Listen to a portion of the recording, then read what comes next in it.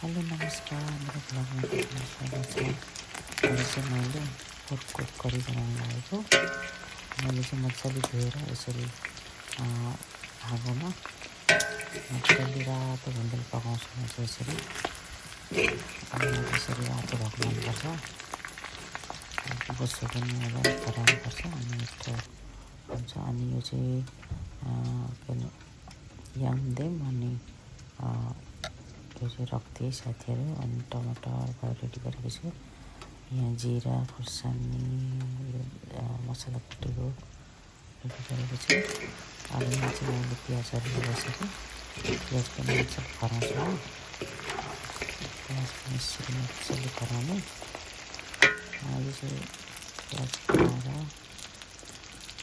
अनि कराई ठुलो छ अनि मसला लगाएँ। जिरा धनिया अदुवा लसुन बेसीको दानाहरू सबै लगाएको छु। यो चाहिँ यो मिट मसला भुटेको जिराहरू लगाएको छु। मजाले चलाउने अनि मजाले पाकिसकेपछि चाहिँ अनि टमाटर लगाउँछु। चाहिँ टमाटर बेसार कतिले चाहिँ बेसार पनि लगाउँदो रहेछ, कसैले लगाउँदैन। तर जसरी गर्दा पनि लाग्दो रहेछ रक्ती त। मजाले अलिक भुट्नु अनि यसरी रक्ती लगाउने,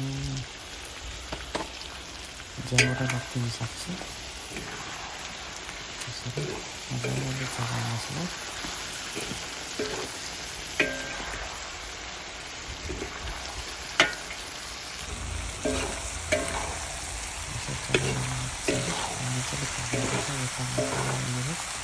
यो चाहिँ यतिकै पाक्दैन अनि यसलाई चाहिँ पानी लगाएर मजाले पकाउनुपर्छ। यसलाई चाहिँ मजाले पाक्छ नि त, झ्याउ पनि पाक्छ रक्ती पनि पाक्छ।